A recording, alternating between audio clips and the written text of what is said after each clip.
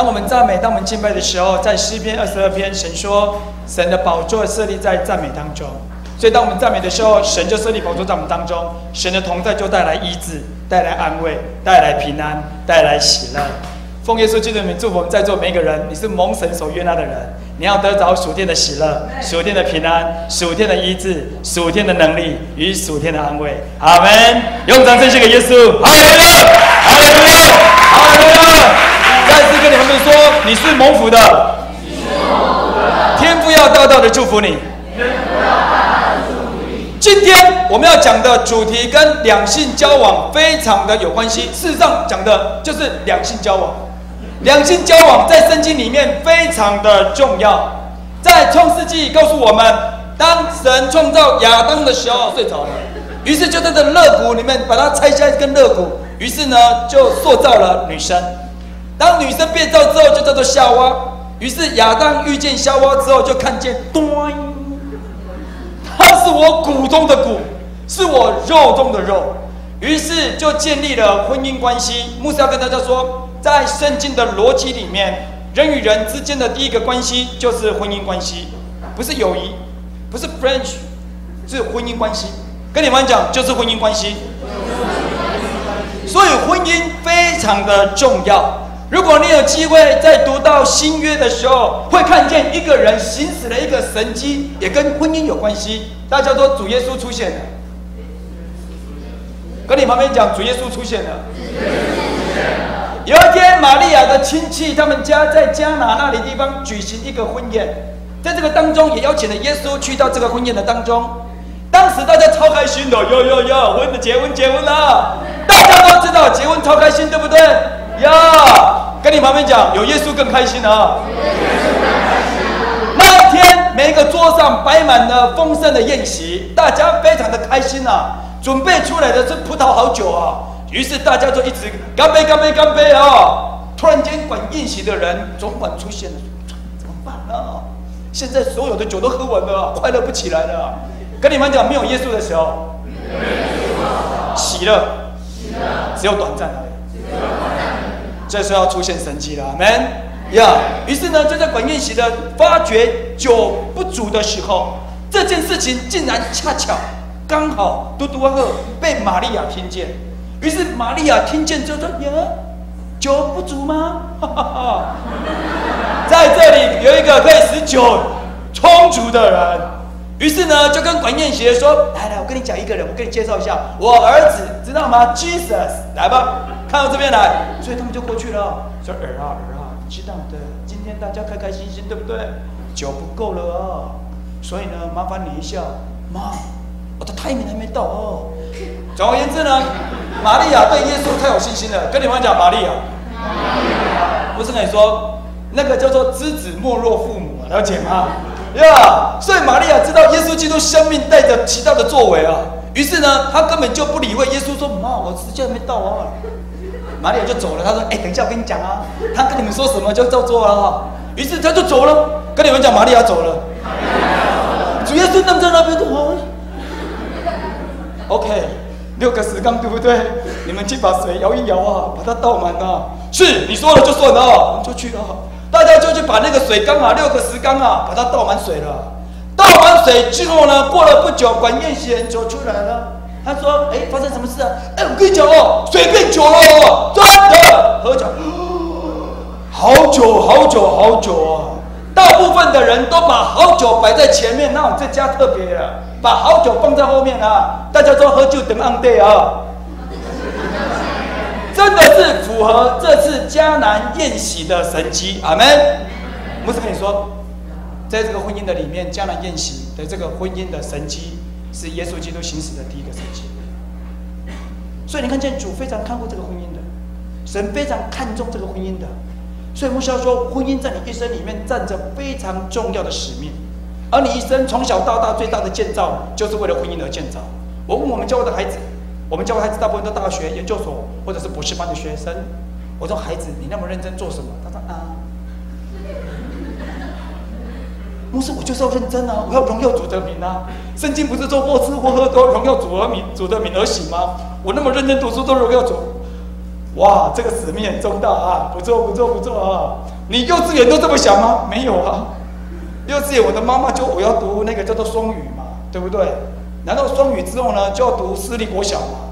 如果可以的话，就公立国小下课之后再去读安亲班嘛。然后就补英文嘛，补数学嘛，补国文嘛。我每天就是补啊，来荣耀主的名啊，知道吗？那国小毕业之后呢，我就很认真啊，读国中啊。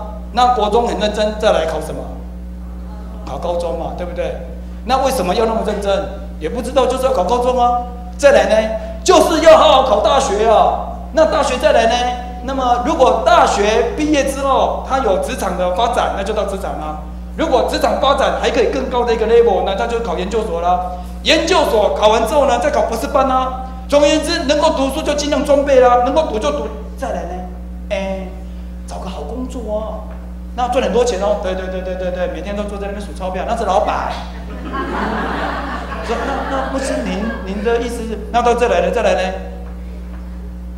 牧师，想想好像我要那么卓越，是因为要建造一个婚姻呢，因为我越卓越越能够娶到好的另一半啊，所以好像我一生是为了我的家庭预备的。跟你们讲，你这一生是为家庭预备，跟你旁边讲，这就对了。所以你看看，你好好想一想，为什么你要那么认真读幼稚园，要读双语的？为什么你那么认真要读国小，还去安亲班？为什么你那么认真读国中，还要去课后班？为什么那时候高中之后还要下课去补习？补到之后，考上大学之后，你还是非常的认真殷勤，预备下一个阶段，预备下一个阶段，预备下一个阶段。你会发现，你预备到最后，终极的目标就是建立一个甜蜜的婚姻，美好的婚姻。阿们。再次跟你们讲，婚姻很重要。所以今天牧师要跟大家分享的两性交往的当中非常的重要。有人说男怕住错行，女怕嫁错郎。牧师跟你说，男你嫁错郎之后，牧师跟你说，你一生的呼召就毁掉了，你遇人不淑，你永远都没办法完成你生命的命定。跟你们讲，那个人不是你，我看得出来，你不会那么衰。OK， 牧师今天要告诉大家，你如何不那么衰，知道吗？在圣经里面告诉我们，在箴言有圣经基础的，请你翻开箴言18章22节。曾经听过牧师专讲的人已经记得，牧师一定要你们看圣经，因为唯有神的话是我们脚前的灯，路上的光；唯有神的话是我们信仰的根基、生命的根基、生活的原则。阿们。所以要用神的话来做我们信仰的根基、生活的根基跟生命的根基。箴言18章，你会说牧师在那个环境里面讲的是得着贤妻啊，那么你可以改贤妻改成良夫，知道吗？得着了良夫是得着了好处，也蒙了耶和华的恩惠。事实上，那个得着的得，在英文里面原文叫做 find， 就是你要寻找，你要去寻求，你要去追求，要去找寻，也就是你必须透过评估、分析、追踪跟跟进。然后你终于发现他是一个贤妻，或者是你终于发现他是一个良夫。你为什么能够找着这样的人？因为你的内在里面有一个确定的方向，知道他的内在生命是不是能够符合你的标准，了解吗？所以我们的另一半通常是有标准的，跟你旁边讲是有标准的，不那么随便的，所以呢，如果你已经结婚的呢，你跟你旁边讲你是万中选一啊。牧师跟你讲，万中选一好像很精彩，对不对？现在跟你说，现在是更重要的，是60亿中选一，对不对？如果现在有60亿的人口呢，30亿人是男生，30亿是女生，事实上他是30亿选一啊！跟你们讲，太奇妙了，我们两个竟然能够结婚。若不是神创造预备，就不容易能够遇见。阿们。牧师呢，在东港，因为呢，屏东中会呢有分几个小区。那么小区里面有一个小区叫做东港小区，东港小区的范围呢，大概涵盖的7、8间教会，包括延州教会，包括东港教会，包括林边教会，包括南州教会，包括嘉东教会，包括水底寮教会，包括枋寮教会，大概这个 area 都是算是东港小区。我在2个礼拜前才遇到当时东港小区的区长，他那时候看见我说那时候我看见在小区里面你就很活跃哦，我就知道你未来绝对很卓越的，感谢神，哈利路亚！我们那个神长遇到我了。总而言之，我忘记是哪一个小区长带领的活动了。总而言之，那一天呢是在我们东港的海边，反正那次的聚会就在东港教会。聚完会之后呢，就拉到东港的海边去了。那时候整个东港小区的男生女生呢，这些青少年呢，就围在海边那边玩康乐活动啊，就很类似我们再过来10月份要举行的运动大会这样子。所以总而言之，有一些活动在那边进行，但是进行到最后的时候呢，突然间领导者或者是主持人就问了一个问题，说：今天呢，我们在这边有一些活动之后呢，我要问大家一个问题啦。这个问题指的就是你有什么样，你对你的终身伴侣有什么样的计划呀？那么轻松的氛围里面，竟然讲出那么严肃的话题，真的是。问题是就在那一天，我看到一个女生非常的漂亮，我心里想说，我要听听那个女生对未来的另一半的期待。谁讲什么我都忘记了，我就偏偏记得她所说的话。那个女生轮到她讲的时候呢，她就要讲2件事：第一个要爱神，第二个身高要180。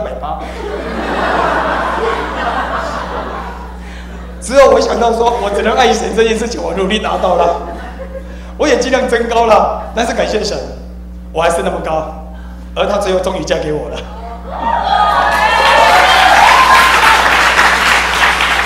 自从我娶到这个太太之后，我在生命的属灵的层次就拉到180了，真的很严重。总而言之，她是我的初恋，也是我的。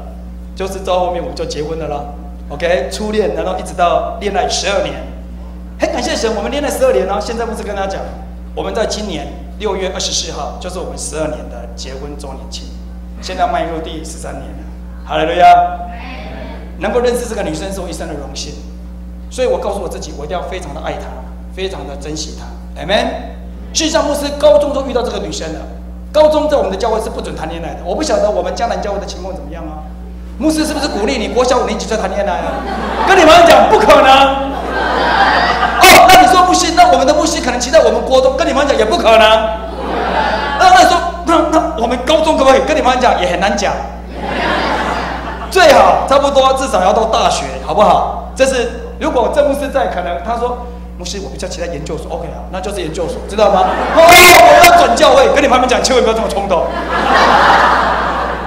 有时候牧师就是为了爱你的缘故，会把你生命更成熟的时候，能够遇见更卓越的伴侣，你知道吗？牧师跟你说，我跟你保证，如果你现在高中你认识一个男生，他真的是你的终身伴侣，而未来你们真的会结婚，我跟你保证，他大学一定比高中还卓越，他研究所一定比大学还卓越，或者是他未来年纪在增长的时候，一定比现在还卓越，了解不这意思吗？所以你不会期待一个高中就认识，难道他就傻乎乎的一直到大学还是那么傻？难道就那么认东的一直到初次职场还是那么小？你就想说，我放弃你了，高中就笨到现在，我都给你机会了，你还不长进，我不要跟你在一起了，谢谢你7年的照顾，我走了。牧师跟你讲，如果该走到这边，也必须做个决定，知道吗？呀，不要说牧师，但是我跟他已经认识7年了。你为什么跟他认识7年，还没有认识其他的男生呢？通常在男生遇到女生在青少年的阶段，女生对于异性的想法比较单纯，她常常认为我认识这个男生或者认识一些男生都是朋友，所以她认为我不管跟谁出去都是朋友。跟你们讲，这是女生在这个时期的想法，大部分是这样子。我待会做个举例，但是男生就不是这样子的，男生就是很有行动力，很冲动，很主动，知道吗？行动、冲动又主动。当他看见那个女生，惊为天人哦！就在这个时候，他就发动他生命所能够运用的资源，希望能够拦住他、围绕他，让他能够发现他的存在，像一只蜜蜂一样。你说牧师比较像苍蝇吧？很接近。总而言之，就是要让他知道他的存在就对了，了解吗？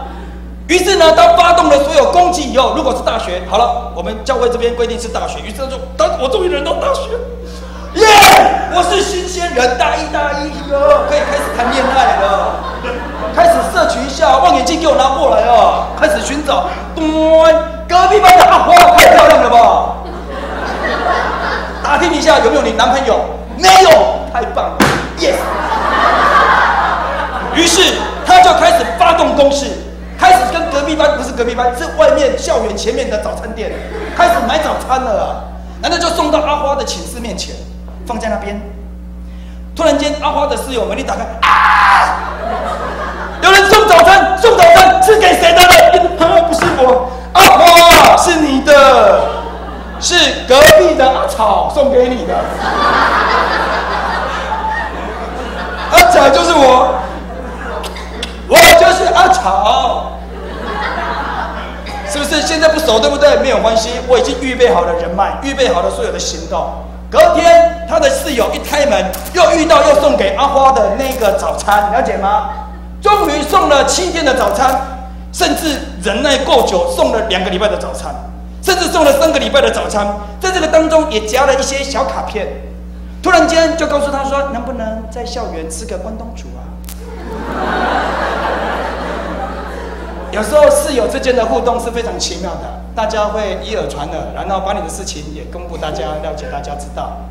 所以呢，就在这时候呢，甚至帮你拿早餐的时候还帮你看卡片，知道吗？跟你分享，就是有这种室友。明明不是写给他的，但是要硬要看，知道吗？结果他发现说，哎呦，我跟你讲，阿草约你要吃关东煮，不，我已经拒绝他了。这次我也了解，上次我就看过了，知道吗？这次是第3次约，你给人家一个机会嘛。又不是说做什么，只是关东煮而已啊，对不对 ？7-Eleven 的关东煮嘛，对不对？吃一下嘛，好不好？就在他的友情室友的这种煽动之下，明明不想去，但是想说啊，对，人家都已经送了3个月的早餐，都好像还没有跟人家一起出去走一走，好吧？那就跟他约定，今天下午4点半下课之后，在校园里面走走操场，去吃一下关东煮。于是阿草这方面呢，他终于得到了一个善意的回应。于是呢，他就告诉所有的弟兄：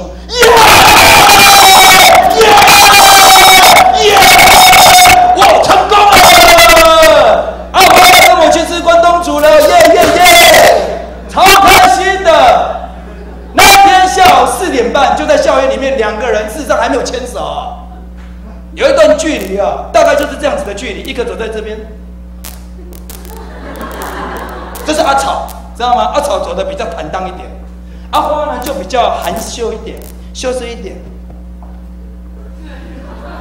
于是2个人就这样晃着，来到了 7-Eleven 的关东煮，点好了关东煮以后就走出来，在那边吃关东煮。这件事情不是只有阿花跟阿草知道咯。忽然间来来往往的熙攘的人潮里面，车水马龙，突然间人就多起来了。来就是阿花跟阿草在吃关东煮啊，知道吗？于是当吃完关东煮之后呢，阿花回到他的寝室，他的你跟阿草出去？没有，这是吃关东煮而已啊。朋友吃关东煮，好，这样子啊。问题是阿草可不是这么想啊。当他回到男生寝室的时候，他说：耶！我跟阿花去吃关东煮了。从现在开始，阿花就是我的人。从现在开始，谁靠近阿花3公尺，就等于得罪我。因为在今天走路的时候，阿花走在这边，我已经在他旁边3公尺处，已经绕了一大圈了。他的身边都有我的味道。任何人都不能够靠近阿花。告诉主要教授的人，只要谁靠近阿花，就等于得罪我。从那时候开始，你会觉得说，大学从大1、大2、大3、大4，只有阿草跟你认识，了解吗？奇怪，我长得那么漂亮，为什么其他的学长对我不青睐呢？有一天，你听了牧师讲道之后，他说：“牧师，我这个学长已经认识3年了，我这大学也只有认识他，我可能这一辈子就只能认识他。所以你要叫我跟他分手，怎么可能？没有其他的男生喜欢我，谁会喜欢你？是因为要喜欢你的人，每次都被排拒在外，后面都有一个威胁的力量在他背后。是阿草放下来的，以至于你浑然不知。你觉得我应该在学校，大家应该是人来疯啊，怎么都没有啊？这只是蜜蜂这边绕哦。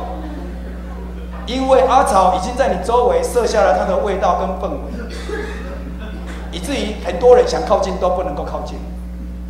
所以牧师要说的是，可能你跟一个男生走在一起，想法很单纯，但是男生的想法不是像你想象的那么单纯。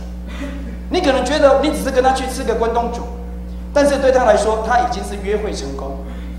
他是非常主动、非常冲动又非常行动的。配搭在你这个单纯的人身上，一下子你就说，她就成为我的女朋友了。于是你们两个人就走在校园里面，就这样晃啊。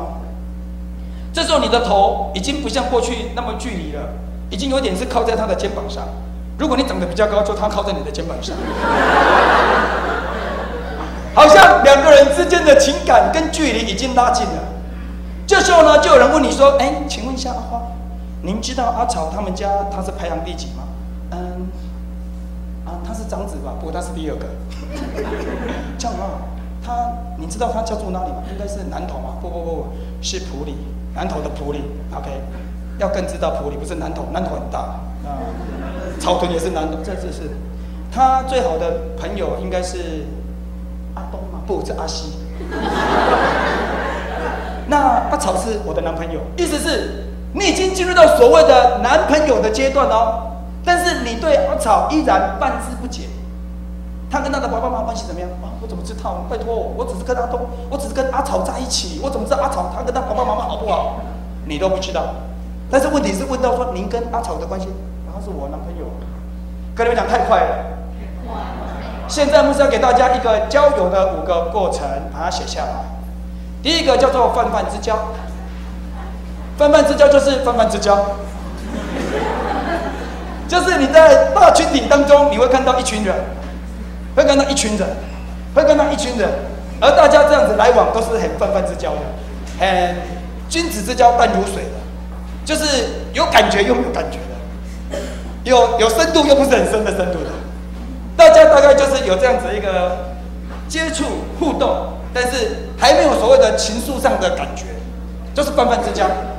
刚才说，他跟你朋友讲，一定要有泛泛之交。那么我们在讲的大概就是一个大团体的互动，就是在泛泛之交里面。而当我们来到泛泛之交之后呢，很清楚的会进入到第二个叫做单一情感，把它写下来。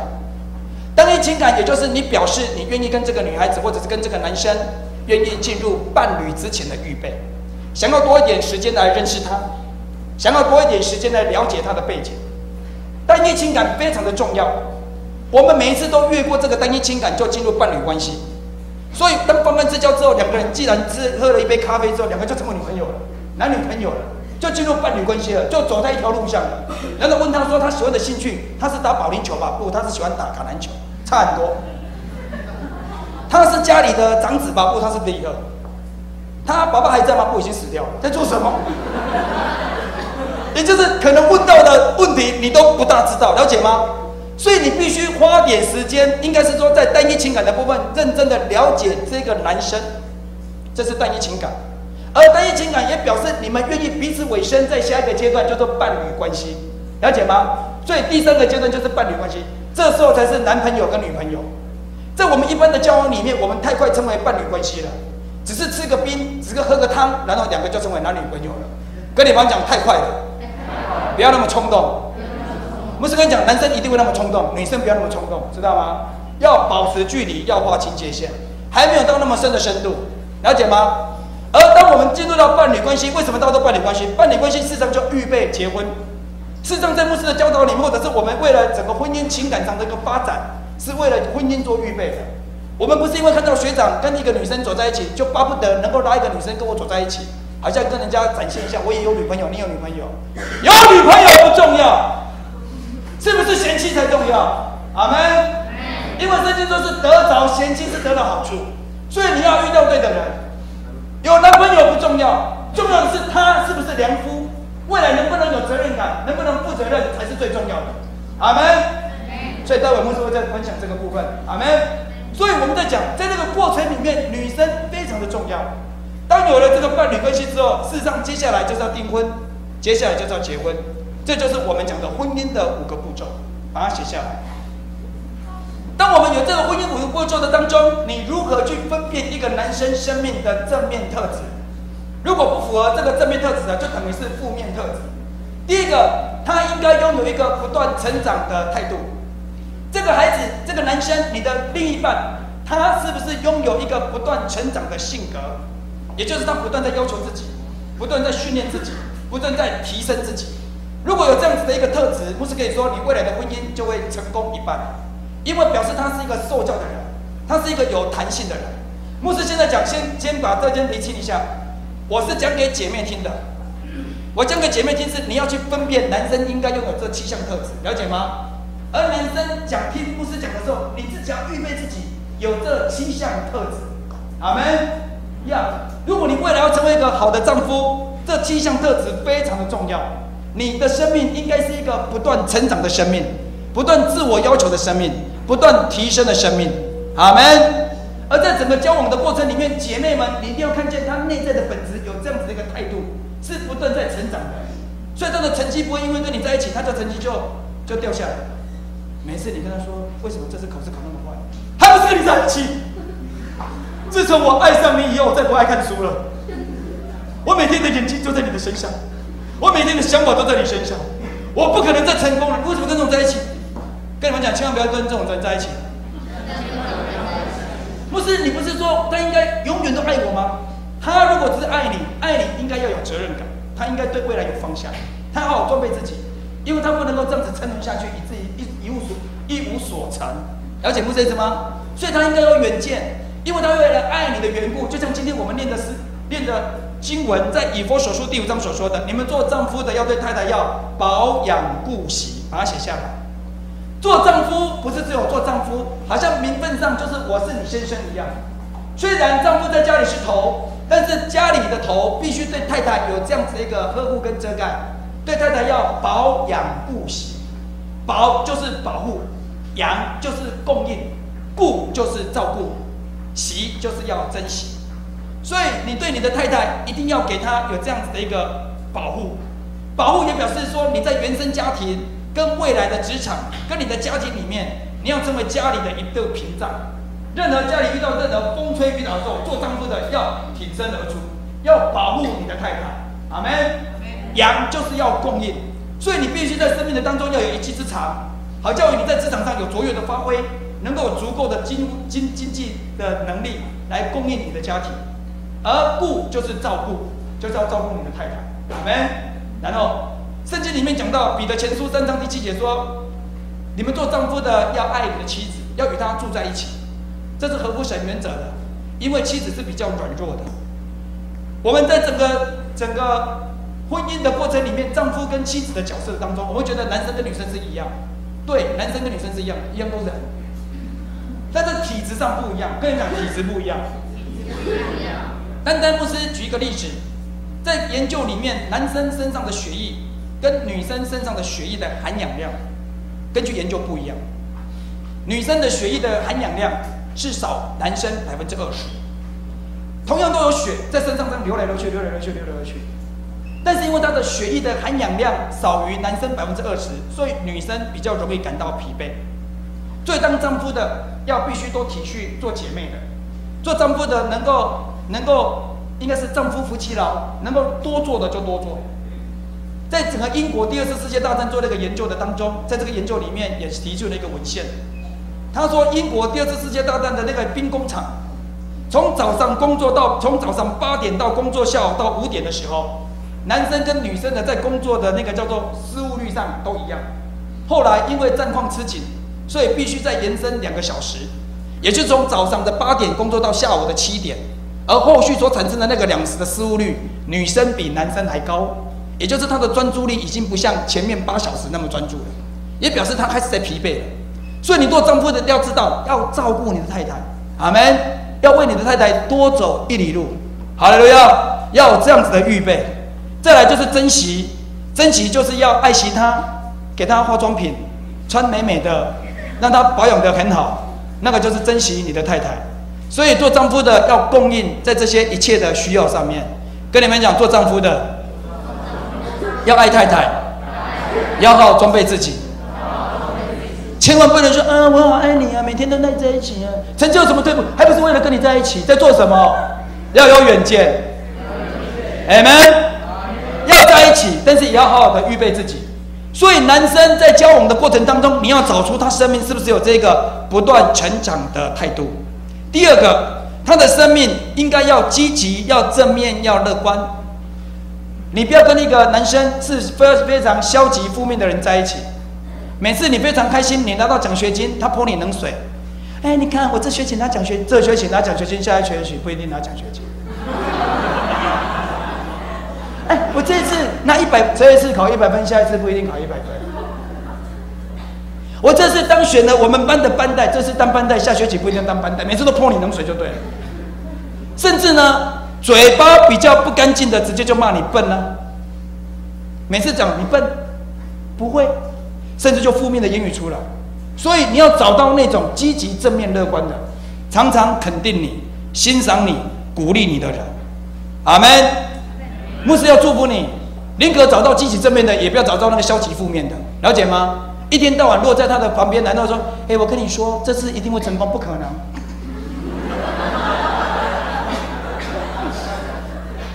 每次都泼你冷水，跟你们讲，这种人要保持距离。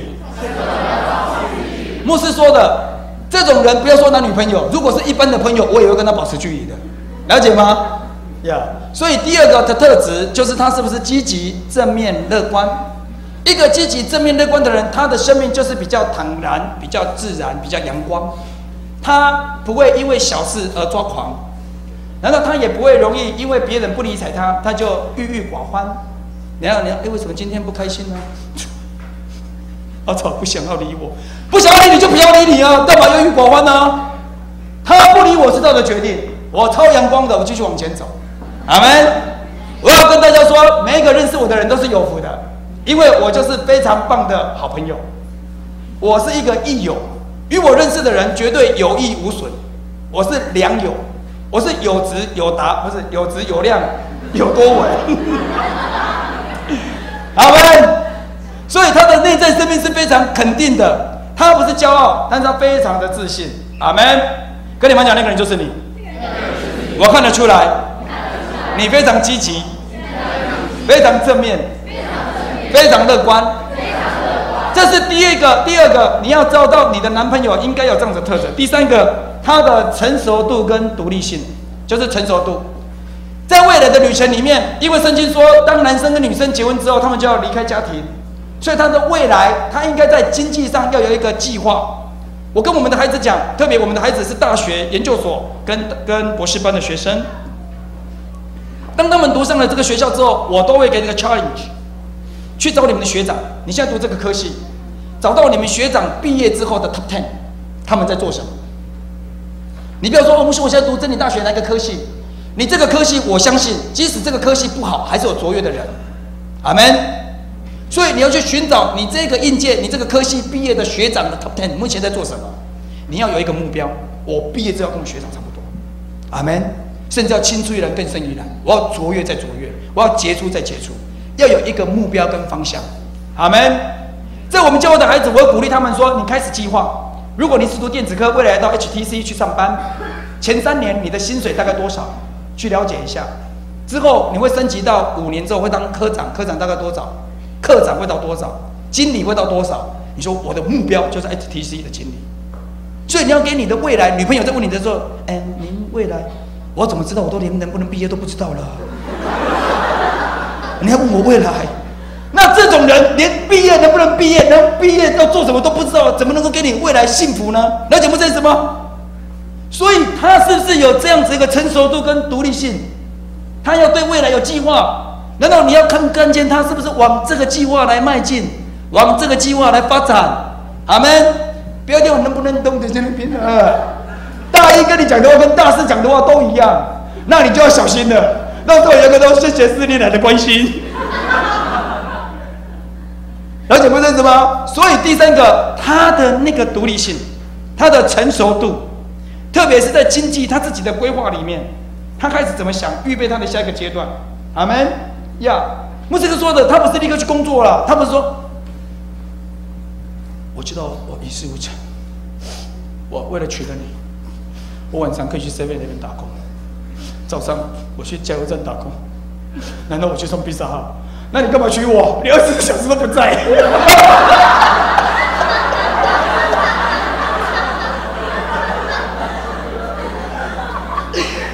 了解不是这意思吗？呀，你看我为了你，我要一事有成，阿门。所以你要对他有期待，做人生的要对自己有目标。牧师跟他讲，我们教一个孩子，他的出身不好，但是牧师总是鼓励他说：“孩子，要往你的梦想迈进。”跟我说你的梦想是什么？他很早以前，他高中的时候就跟我说：“牧师，我有一天我要当公车司机。”你说牧师还有这种嗜好啊？对啊，就这种嗜好啊。还有人打算就是做清洁队员啊，对不对？还有人打算就是做垃圾回收。总而言之，不管如何，就是他就是喜欢去，他的目标就是公车司机。但是当他当他当兵退伍之后，他在送披萨，然后呢，他就送得很开心，每天很开心，每天很开心。我就说，孩子，披萨不能成为你的终身职业，你的梦想是什么？他说，牧师，我的梦想是要当公车司机，那去考驾照。我就给他一笔钱，然后去考驾照了。他就去考了那个叫做货车执照。过了不久，他考上货车执照，就去新竹货运送货，也送得很开心啊，因为他身体很健壮啊，送得很快啊。人阮较早是互人请，对。那个有一个好像5月天的广告的。总而言之，他就很认真殷勤开货车，开到自己很开心了。有一天我爸叫过来说：“孩子，你的终身的目标是什么？”他说：“牧师，我终身的目标是要当公车司机。”我说：“你现在公车司机，你现在当货车司机啊，不一样啊。公车司机要做什么？”他说：“要考那个大客车的执照。”我再给他钱，然后去考试。他终于拿到了大客车的执照，然后现在在台北的一家公车司机上班。当他在公车司机上班的时候，我就说：“孩子，这还不是你的终身目标。牧师对你有个期待，你要当台北市的优良驾驶。”阿门。目标再加目标，目标再加目标，阿门。可以更卓越的，可以更卓越的，阿门。所以第三个，你要找到这样的人，是一个能够成熟度的人，他能够在生命当中发展他的独立性，特别是他的经济上面的独立性，还有他的情绪管理。一个成熟度够的人，特别是男生，他在整个情绪的管理上要非常的稳重。我要说的是，他要对太太或者是对另一半，他在小事上面能够要非常的，应该是在解决问题上面要非常的成熟，他不会每一次都抓狂。牧师跟你说，在婚姻当中，特别是整个两性之间的关系里面，最担心的就是家庭暴力，最担心的就是暴力。那你如何去敏锐他在小事上是不是，或者是在问题上面会有一些暴力的倾向呢？你说不是，他没有他都没有打我，他也没有踢我，他要踢桌子啊，踢椅子啊。他现在踢桌子踢椅子，以后就会踢你。牧师他都没有，他每次生气的时候自己撞墙。他现在撞墙，以后就撞你，表示他不会处理他的情绪，他不会处理他的问题，所以这个是有关于成熟度的部分。阿们。他应该说这件事情应该怎么处理，他能不能提出几个解决的方法？即使解决的方法不如他心意，他还能够跟你沟通坐下来。这种解决的模式跟问题的那个叫做互动，非常的重要。那你说牧师，你有什么秘诀？我跟你说，根据我个人的秘诀，如何一个男生要有稳重度、跟成熟度、跟独立性，就是要亲近神。我跟我们慧明牧师结婚到现在12年，当中并不是没有一些问题上要讨论，但是你知道吗？每一次我都敏锐到那个爆发点，我就说我们在结婚之前有上过婚前辅导，我们就是每次爆发点的时候，你要允许我做一个处理。好，社工理论会告诉你，社工的模式会告诉你说，离开现场，冷静一下，生气之前数1到10。我要1、2、3、4、5、6、7、8、9、10，但是我还1、2、3、4。那个叫做社工理论，我会告诉你。但是这是你情绪理论上、你的理性上能够控制的时候，理性上控制不住怎么办啊？你就生气了。难道生气含怒到日落？了解吗？那天晚上呢，2个人还不在床上还在吵，知道吗？那你该怎么办？跟你们讲，要有属灵的操练。那么我跟我们慧明牧师呢有一个默契，就是说，当我们在问题点上大家好像在沟通上敏锐到那个点，而且现在讨论不出来，那么我们就去祷告。我去祷告，我当头的我要去祷告，我就问他太太，让我出去祷告走一走，让我去祷告，去我书房里面祷告。一方面也是离开现场，但是去寻求神，去听听父说：“爸，这该怎么办？爸，这该怎么办？”如果爸没有回答，就凉拌，就等在那边，先不要处理，了解吗？你不要冲动出来说：“现在祷告没有回应啊，你还这边吵啊！”跟你旁边讲，不要这么冲动，祷告就祷告，要冷静一点。千万不要祷告出来说：“现在还没有领受啊，还没有启示啊！”不要再讲，稳住就好。总而言之，这是有关于情绪管理的部分，也能够代表他的成熟度。另外一个，你跟他在一起的时候呢，如果特别你们在骑摩托车，突然在摩托车上面聊了一些问题，他因为听不下去，就故意加速，也是一个问题，知道吗？也是一个利用加速在威吓你的模式。了解吗？或者是在开车的时候，其实你是坐在旁边，他突然就开快车，让你觉得很不舒服，或者是急刹，这些都是他情绪解决的模式之一，了解吗？但是以这样的事情出现的时候，表示他的情绪管理上不好，了解吗？你说不是，我现在他偶尔打我而已。不瞒您说，我真的遇到这样子的 case。到现在他们还在一起，但是还在交往，我真的是快看不下去了。我真的每天为他们祷告，求神的怜悯在他们身上。被打的回来，我觉得他是很爱我。多久打一次啊？2个礼拜一次。他这次隔得比较久。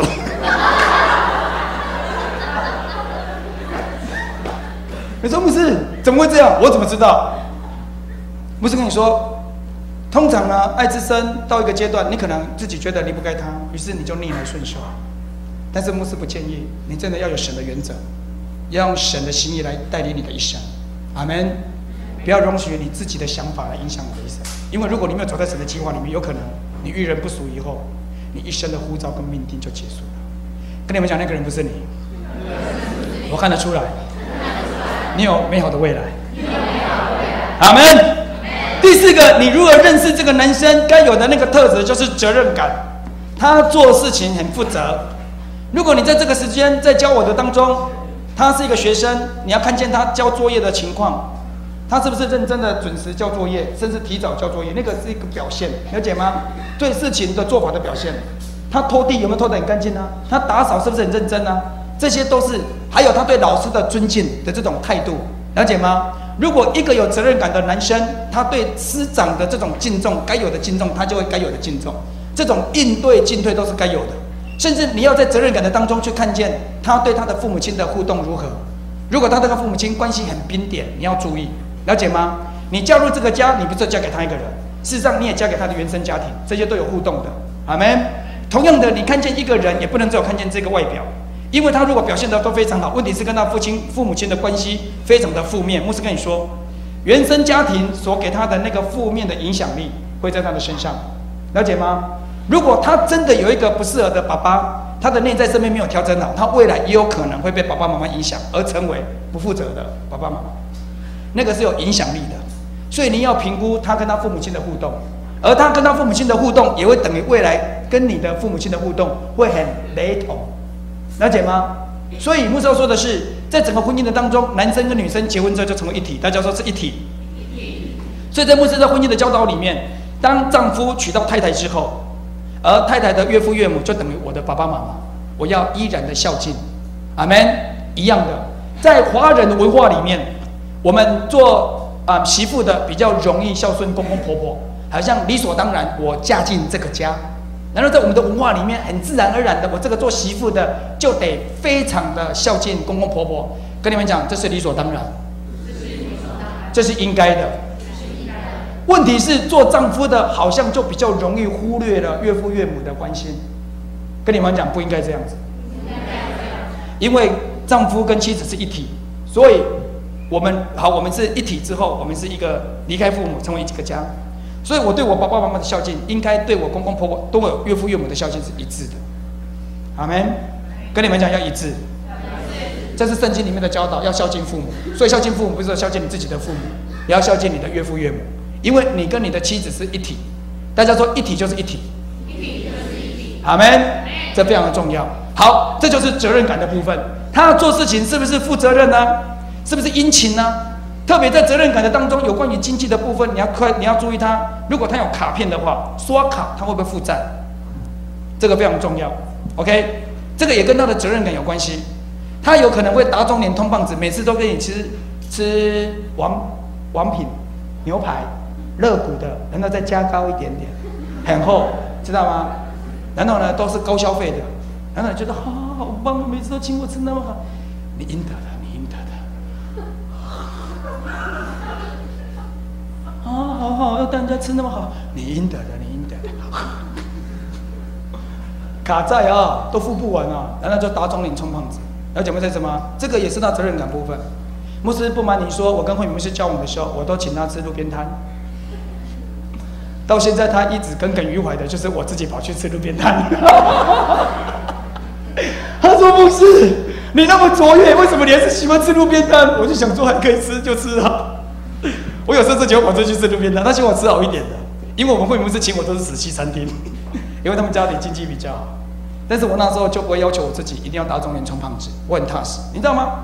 慧敏牧师那时候我们两个在聊的时候，他之后选择我，因为我的小舅子有一天跟我说，有一天我们已经结婚了，说姐夫你知道吗？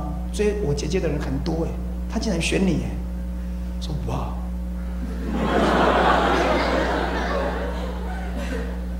但是你知道吗？慧敏牧师他虽然追他的人多，但是他心没有乱，就是没有随便乱来，就是很单纯。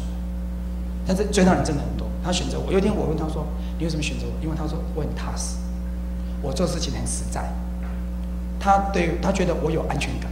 阿门。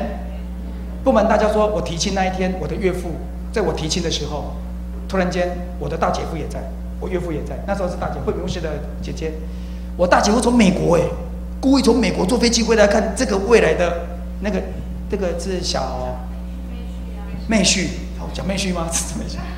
台语叫做大细链，大细线。然后他就从美国飞回来，要看说未来这个提亲的人是谁，你知道吗？然后我就带我们的亲人去坐在那边坐下来之后呢，突然间我岳父就站起来说：“张瑞贤，你跟到后面去。”我现在想说，主啊，今天都什么时阵啊？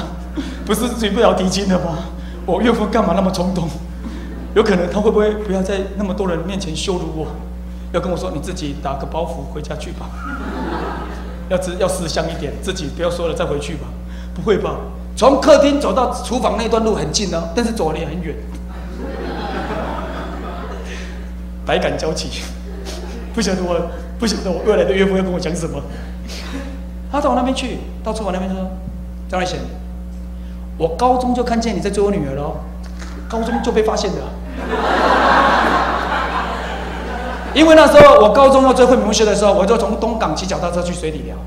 我骑脚踏车，憋不住的，就是想要看到他，所以是非常冲动，又非常主动，又非常行动力的。我心里想说，我搭公车到水里要等多久？我自己骑脚踏车比较快。我真的骑脚踏车去常常这样骑常常大概每天都有骑。那牧师，你每天都看到他吗？不一定。我只是想要找机会遇到他，但是很少遇到他。有一次遇到他的时候，他说：“你怎么在这边？脚踏车坏掉。”还有这种理由反正总而言之就是为了看他而已，知道吗？而这个时候，我岳父就知道我在追他了，就常常他们家晃来晃去。别人不觉得你这么晃，就有人看见你会这么晃，对不对？你以为你做的事情不知道，大家都知道。总而言之，我岳父说：“我高中就看你追我女儿，难道你大学、当兵、研究所你都表现得非常好？我放心把她女儿嫁给你。”阿们。要跟你们讲，要不断的进步，有很多人在看的。阿们。所以责任感也表示你做事负责、殷勤，你的财务的管理要非常的好。阿们。第五，情感能够敞开。当有一个人跟你交往的时候，他愿意能够给予承诺，他会愿意说爱你。难道你说为什么你都不说爱我？现在不能说爱你，我相信要伤太重。我很爱他，但是他不爱我。现在我已经发誓，不到特别跟人家说爱。所以如果你跟我在一起，你要忍受我不跟你说爱的那个原因。如果他有病，如果他内心有伤，你就千万不要跟他在一起，了解吗？通常这个人，如果他让过去的情感伤害了他，他就带着这个过去的伤来到你身边，你只是一个备胎，了解吗？通常我会评估，如果你认识一个男生，他刚好离开上一段的婚姻没有超过半年，千万不要跟他交往。半年内他还在疗伤，伤还没有好。如果你跟他见面、跟他相约的时候，你只是一个替代品，他会带着伤跟你相遇，了解不？这意思吗？所以我会请他半年内好好休息一下，不要那么妄动，轻举妄动。OK， 重点他应该是情感敞开，愿意给承诺的，会常常说我愿意爱你，我愿意，我们什么时候结婚？不要每次说我们什么时候结婚？拜托，我工作还没有预备好啊。那工作还没预备好，为什么要跟我谈恋爱啊？了解不？这意思吗？我都一事无成，你还说我们什么时候结婚？不然就8年后吧。你有规定我8年后吗？你真的8年会娶我吗？是随便讲讲啊。情感敞开就是表示能够给予承诺，会说爱，还有给予承诺。而后面更重要的，他不是能够给你承诺而已，他会诚实，叫做信所承诺。那信所承诺会跟哪一些事情有关系？比方说，你觉得他的生命里面有一些缺点，或者是坏习惯，或者是一些就是坏习惯。好，他抽烟，你不喜欢抽烟。我不晓得在座的姐妹们有多少人喜欢大烟枪啊？你说牧师，我就是巴不得喜欢一个大烟枪。我每次看到一个男生，如果一个嘴巴抽了10根香烟的时候，那种嘴巴，哇，血盆大口啊！我就是喜欢那种非常会吃香烟的那种男生啊。他只要抽烟的感觉，就让我觉得哇，好性感啊！你看那个手，你看那个姿态，你看那个打火的烟，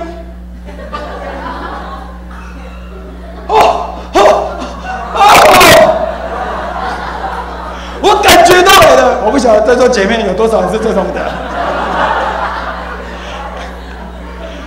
如果有，私底下跟我讲好不好？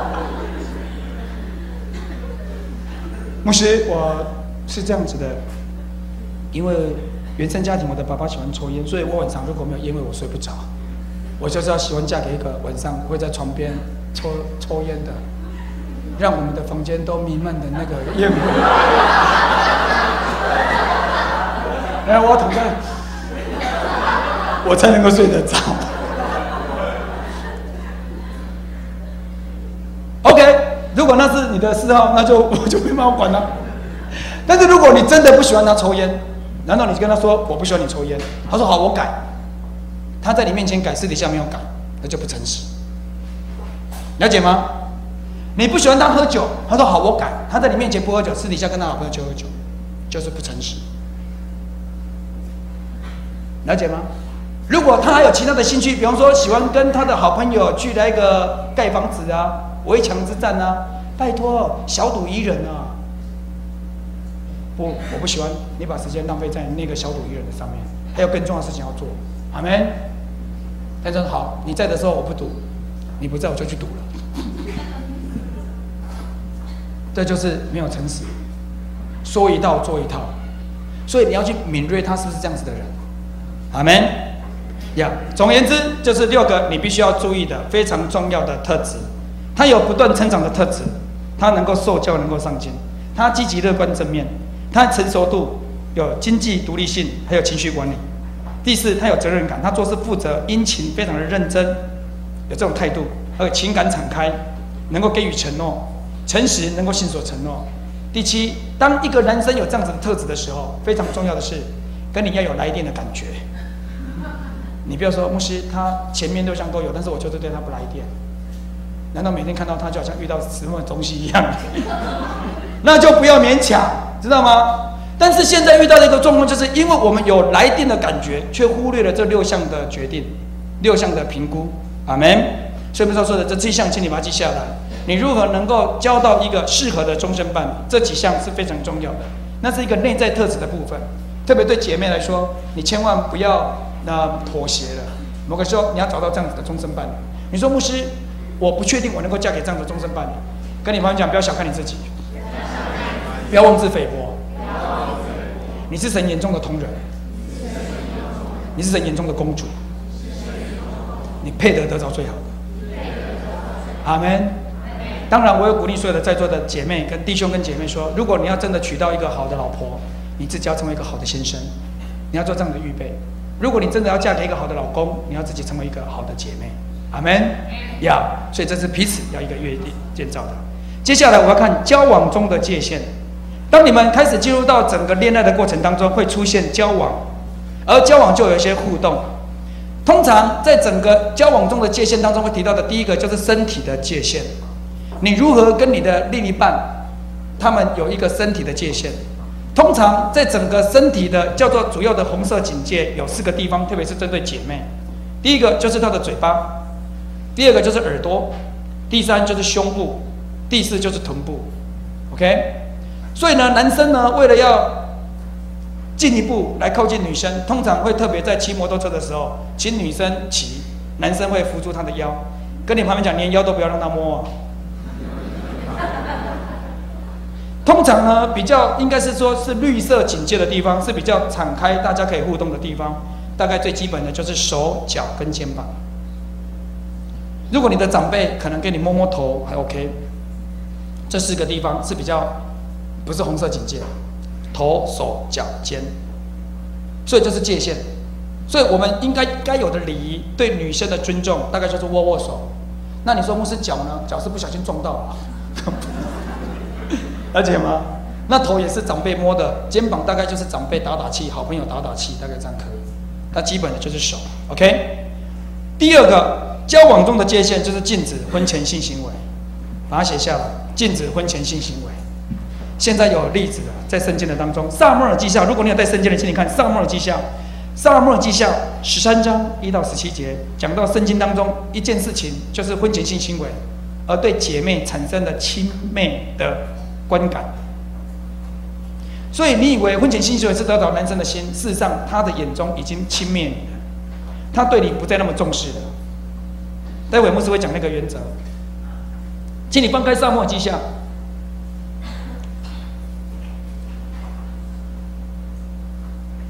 撒母耳记下13章讲到暗嫩，还有他的妹妹他玛，事实上都是大卫的不同的妻子所生下来的。但是在当时的婚姻的里面，他们还是有可能可以结婚。所以在撒母耳记下13章，翻到了说阿们。好，撒母耳记下13，所以我们要讲到，虽然都是大卫他不同的妻子生下来的女儿或者是儿子，但是在当时的婚约里面，他们是可以结婚的。所以他们是有可能进入婚约的。问题是在还没有进入婚姻之前，他们发生了婚前性行为，而这件事情是发生暗嫩，应该是说暗嫩他强暴了他的妹妹。我们来看撒母耳记下13章，翻到了说阿们。第1节，大卫的儿子押沙龙有一个美貌的妹子，名叫他玛。大卫的儿子暗嫩爱他，暗嫩为他妹子他玛忧急成病。他玛还是处女，暗嫩以为难向他行事。暗嫩有一个朋友名叫约拿达，是大卫长兄示米亚的儿子。这约拿达为人极其狡猾。他问暗嫩说：“王的儿子啊，为何一天比一天瘦弱呢？请你告诉我。”暗嫩回答说：“我爱我兄弟押沙龙的妹子他玛。”约拿达说：“你不如躺在床上装病，你父亲来看你，就对他说：求父叫我妹子他玛来，在我眼前预备食物，递给我吃，使我看见，好从他手里接过来吃。”于是暗嫩躺卧装病，王来看他。他对王说：“求父叫我妹子他玛来，在我眼前为我做2个饼，我好从他手里接过来吃。”大卫就打发人到宫里，对他玛说：“你往你哥哥暗嫩的房屋里去，为他预备食物。”他玛就到他哥哥暗嫩的屋里，暗嫩正躺卧，他玛倒面，在他眼前做饼，且烤熟了，在他面前将饼从锅里倒出来，他却不肯说，他便不肯吃，便说：“众人离开我出去吧。”众人就都离开他出去。暗嫩对他玛说：“你把食物拿进卧房，我好从你手里接过来吃。”他玛就把所做的饼拿到卧房，到他哥哥暗嫩那里，拿着饼上前给他吃。他便拉住他玛说：“我妹妹，你来与我同寝吧。”他玛说：“我哥哥，不要玷辱我，以色列人中不当这样行，你不要做这丑事。你玷辱了我，我何以掩盖我的羞耻呢？你在以色列中也成了愚妄人。你可以求王，他必不禁止我归你。所以你看这边有一个讲到的，你可以跟王讲，他不会阻止我归你的。所以我们可以名正言顺的结婚的。所以我们要做这个事情是可以的，但是结婚后再来做，了解吗？但是暗嫩不肯听他的话，因为他因比他力大，就玷辱他，与他同寝。随后暗嫩极其恨他。牧师跟你说，亲妹就是这样，他本来非常尊重你，他非常尊重你。牧师跟你说，那个尊重会带来生命的改变，因为当你跟你的男朋友在一起的时候，你没有把你的身体给他的时候，你期待他生命有一些成长跟突破的时候，他非常乐意去改变，为了让他能够跟你永远在一起，他愿意付出这样子的一个行动。但是牧师跟你说，根据研究，当你跟他有了关系之后，你对他的这种要求就会下降，难道你就会妥协？到最后他有没有改变都没有关系，你会觉得你已经把身体给他，而他也觉得你已经把身体给我了，你理所当然是我的，不是那么理所当然的。如果他没有那么好，就保持距离，划清界限，好们往下一个更好的地方迈进。很多时候男生在心里面想是说，我只要得到的身体就得到他的人，不是那么简单的。姐妹，不要因为一个男生得到你的身体就得到你整个人，他顶多只是得到我的人，他没有得到我的心，没有得到我的魂。阿们，要分辨的。所以牧师在辅导的过程当中也有分辨，也有遇到过姐妹，她跟那个男朋友上过床，结果她来教会找我的时候，是因为她的男朋友又跟另外一个女生上床，被她看见了。她说：“牧师，我该怎么办？”我说：“离开啊！”但是我已经跟他上床，那又怎么样？我才不管你跟他上几次床。如果他不是你的终身伴侣，你就离开他。了解这意思吗？为什么要妥协你自己，委曲求全？现在讲一个例子了，讲一个数字。在台湾的结婚的年龄里面，我们先讲我们的平均的年岁。男生根据研究，我们现在男人的寿命，台湾是平均78岁，把它写下来。女生大概是81岁。一个女生平均的年龄可以活到81岁，男生大概是78点多。而根据研究，在婚姻的研究里面，女生是适婚年龄在25岁到28岁。你说牧师，我30岁还可以嫁？跟你们讲，还是可以嫁。大概是平均是这样，25岁到28岁是她的适婚年龄，或者是结婚的年龄，平均是这样子。而男生是28岁到31岁。当你28岁嫁给了一个男生，30岁嫁给了男生，你跟这个男生要建立一个家庭，将近用50年，你要跟他在一起50年，也就是你会活到81岁。难道你嫁给他的时候是30岁的时候？那么后来的50年，你必须跟这样的人在一起，你真的必须要慎重的评估。了解这意思吗？你说不是，我跟他恋爱了2年，如果他不适合，你要好好去评估，你未来要跟这样子的人过50年吗？了解这意思吗？50年、60年嘛。阿们，所以非常慎重。好，总而言之，再讲到婚前性行为，牧师跟你说，在整个婚姻的5个步骤当中，泛泛之交、单一情感伴侣就能够订婚跟结婚，这是往终身伴侣的旅程前进的。但是现在在发展，特别是在台湾的文化里面或社会当中出现的一个情况是奇形的情况，泛泛之交、单一情感就直接接入伴侣，而伴侣之后就变成性伴侣，还没有结婚哦，性伴侣。如果他在婚前不尊重你，牧师跟你说，就等于不尊重你的父母亲。而如果我们是在教会里面长大的孩子，牧师跟你说，如果他不尊重你，就等于不尊重神，他没有守住神对婚姻的计划。所以这是非常重要的一件事情，婚前性行为。非常感谢神，让牧师跟惠美牧师恋爱12年当中，我们都那个叫做守身如玉吗？守身如玉啊！牧师跟你讲，我们结婚到现在12年，每一年就像新婚一样。如果你有机会看到我的手机，我今年6月24传简讯给我的太太的时候，那时候我人在高雄，我是6月23号有一个服事，结束之后24号凌晨，亲爱的太太，新婚快乐，永远爱你。新婚快乐，不是12年周年庆快乐，是新婚，每一年都像新婚一样，是越来越恩爱，如胶似漆，越来越甜蜜，越来越幸福。阿们。真爱值得等待，跟你旁边讲，真爱值得等待。阿们。另外一个，你说牧师，我真的受不了了，我真的很巴不得今晚就跟他结婚，就跟他上床。我是跟你说，请留下我的手机号码0933487557，或者是郑牧师的手机，赶快递下来，还有牧师的手机，OK， 还有传道的手机，了解吗？如果我们都找不到的时候，那么请你上网查一下哪里户政事务所，你说忍耐一下，明天早上8点我们就去登记，了解吗？请你翻开哥林多前书，还讲到婚姻的关系，这是圣经原则，阿们。希望你们都能够听得，能够领受，这是神的原则，神的真理。神巴不得你们生命能够迈入更幸福、更美好。哈利路亚！哥林多前书第7章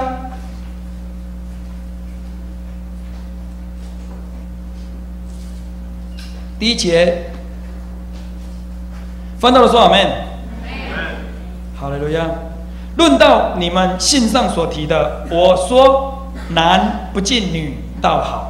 要么就男生跟男生，女生跟女生，就讲的是男不近女倒好，不是同性恋哦，男不近女倒好。但要避免淫乱的事。男子当各有自己的妻子，女子也当各有自己的丈夫。丈夫当用合宜之分待妻子，妻子待丈夫也要如此。妻子没有权柄主张自己的生殖，乃在丈夫；丈夫也没有权柄主张自己的生殖，乃在妻子。夫妻不可彼此亏负，除非两厢情愿暂时分房，唯要专心祷告方可。以后人要同房，免得撒旦趁着你们情不自禁引诱你们。我说这话原是准你们的，不是命你们的。我愿意众人像我一样，只是个人领受神的恩赐，一个是那样，一个是这样，一个是那样。我对着没有嫁娶的，大家说没有嫁娶的。我们当中如果没有嫁娶的，再符合这个经文。我对着那没有嫁娶的，因为一个是嫁，一个是娶。我对着那没有嫁娶的和寡妇说：若他们常向我就好；倘若自己禁止不住，就可以嫁娶。与其欲火攻心，倒不如嫁娶为妙。阿们。所以这边讲到一个欲火攻心，欲火攻心怎么样？婚前性行为，你憋不住了，你真的想要跟一个女生上床了，或者是你真的憋不住了，你想要跟男生上床了。与其欲火攻心，不如嫁娶为妙。记得我的手机0933487557，打电话说不是我憋不住了，好，我们来结婚吧。来结婚是什么？要负责任，这就是神的原则，就是结婚。阿们呀，要避免这个淫乱。所以注意，要禁止婚前性行为。第3，要避免以貌取人。撒母耳记上16章第7节说：神看人不像人看人，人看人是看外表，神看人是看人内心。我最近教导我们的孩子说，你是照着神的形象所造的。今天我们唱的诗歌也是告诉我们，要脱去旧人。阿们。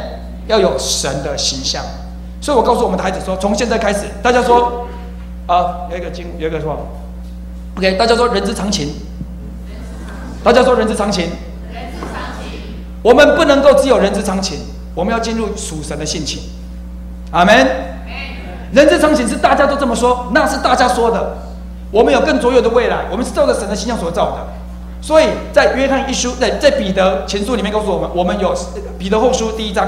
告诉我们，我们有神极宝贵又极大的恩赐，是拥有神的性情，脱离这世上的败坏，而有神的性情。阿们。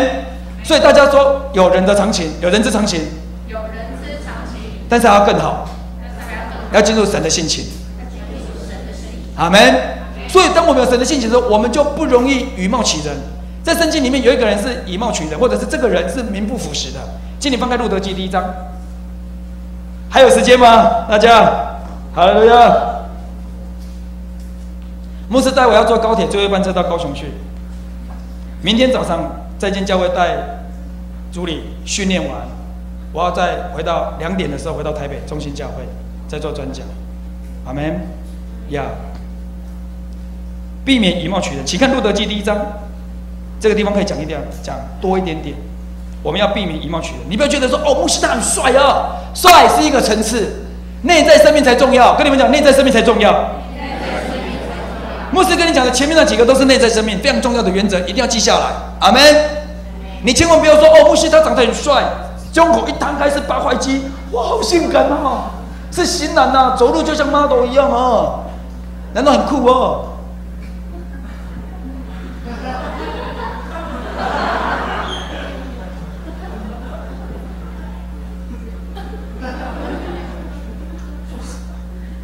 好，牧师，我就是喜欢这种型男。型男是一个层次，了解吗？但是牧师跟你说，根据婚姻的研究，如果你的丈夫他不管他长得如何，2个礼拜内失去吸引力，了解吗？因为你24小时都跟他在一起，男生丈夫就丈夫，了解吗？重要跟他活在一起的是他的内在生命，因为他就是你丈夫，睡在你旁边就这个人啊，了解吗？哇，好帅，好帅，好帅！可以帅50年也没有关系，帅60年也没有关系，但是帅是一个层次，重点是你跟他在一起是他的互动、生命、内涵、言谈，阿们，那才重要。所以人看人是看外表，神要我们看的是他的内心，所以我们要有神的眼光来看见一个人的内在生命，阿们。所以要避免以貌取人。现在路德记第1章，路德是在箴言的前面 ，sorry， 是在这叫路德，撒母耳上前面，那个是以斯帖。好，路德记第1章翻到了说阿们。路德记第1章第1节。牧师念，大家来看，当士师秉政的时候，国中遭遇饥荒，在犹大伯利恒有一个人带着妻子和2个儿子往摩押地去居住，这人名叫以利米勒。大家说以利米勒出现了，他的妻子名叫拿俄米，他的2个儿子一个叫马伦，一个叫做基连，都是犹大伯利恒的以法他人。他们到了摩押地就住在那边。后来拿俄米的丈夫以利米勒死了，剩下妇人和他的2个儿子。这2个儿子娶了摩押女子为妻，一个叫做厄尔巴，一个叫做路德，一个在那里住了约有10年。在这10年当中，马伦和基连2个人也死了。剩下拿俄米没有丈夫，也没有儿子。OK， 于是他就是拿俄米要与2个儿妇起身，要从摩押地归回。好，这边先这样，先留着，请你翻开，接下来第20节。他们之后，拿俄米跟路德就回到了伯利恒。20节，拿俄米对他说：“不要叫我拿俄米，拿俄米就是甜的意思。”他叫做拿俄米，就是甜的意思。拿俄米对他们说：“不要叫我拿俄米，要叫我玛拉，因为全能者使我受了大苦，我满满的出去。”大家说，拿俄米、以利米勒，满满的出去，空空的回来。